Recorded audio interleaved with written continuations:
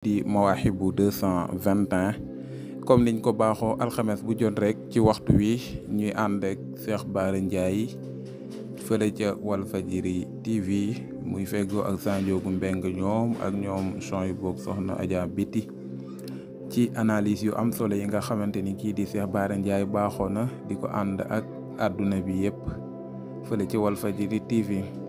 mu mel ni tey ñëw na bu baax a baax ci li nga xamante ni moo waral coow li muy audio yi nga xamante ni moom la kii di Serigne Adji Sarr di Baye Mbaye MC di doom ci kii di Cheikh Ibrahima Niass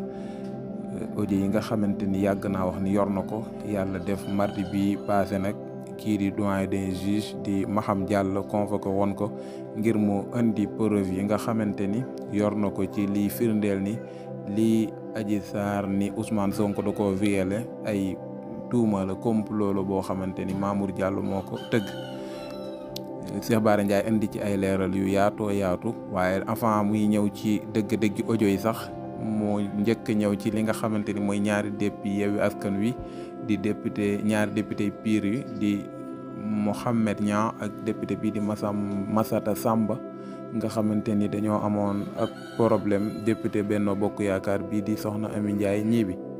mu ni kat loolu bu sañoon li muy ñaan état bi mooy ñu teg ko ci suuf ndax bu boobaa mën naa jóge ci ndax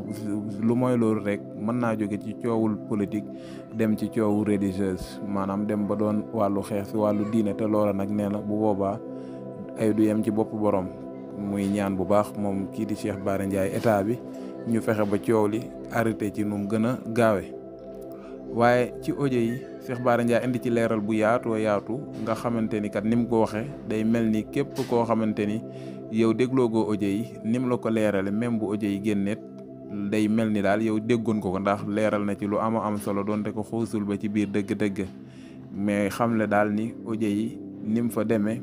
Adji Sarr tegal na kii di Baye Mbaye MC A ba Z li ko waral nag mooy Baye Mbaye du ko woo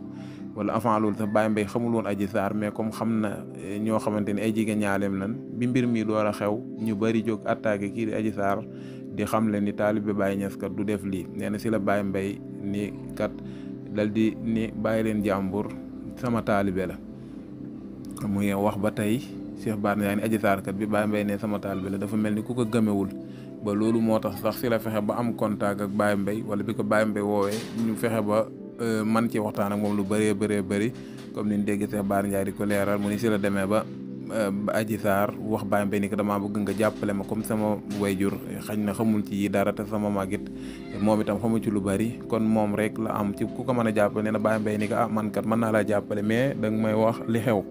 nee na Adji Sarr insisté ci kàddu Cheikh Bara Ndiaye ba tey insisté lool sax avant mu koy wax waaye bi mu demee ba Baye Mbaye xupp ko ci diine dem ba mel ni ku ko junjee ni ko ëllëg kat yow mal xiyaam kenn du la mën a ràmm nee na si la Adji Sarr wax dëgg gi nag ni ko lii kat expliqué ko ni mu demee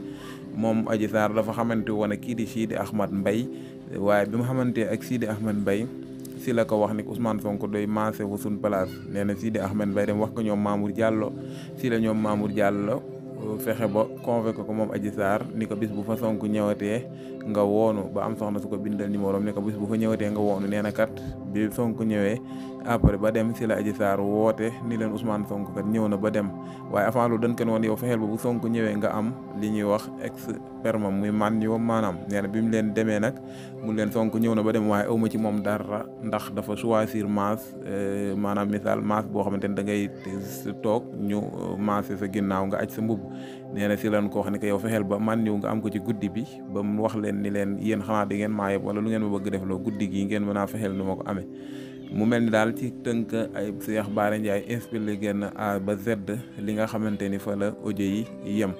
moo am ci audio yi waaye li ci gën a doy waar Cheikh Bara Ndiaye ba tey mi wax ni kii di Adji Sarr si audio yi cité na lu mat fukki nit ak juróom mbenn yoo xamante ni maître El Hadji Diouf si la bokk ak beneen avocat beneen avocat Adji Sarr muy ñaari avocat am yëpp si loo xamante ni kat neen xañ ne dañ ko doon séq moom Adji Sarr cité na leen ci audio yi ak ñaneen ñoo xamante ni ay ministre ci ak ay DG waaye neen am na ci sax ba kum ci cité koo xamante ni kilifa diine la mu nekk jàngat bi nga xamante ni moom la naan doon ak kii di Cheikh Bara Ndiaye fay tey jii di alxames fële ca Walfadjri jërë ngeen jëf ci wéy bi di ànd ak Mawahibou 220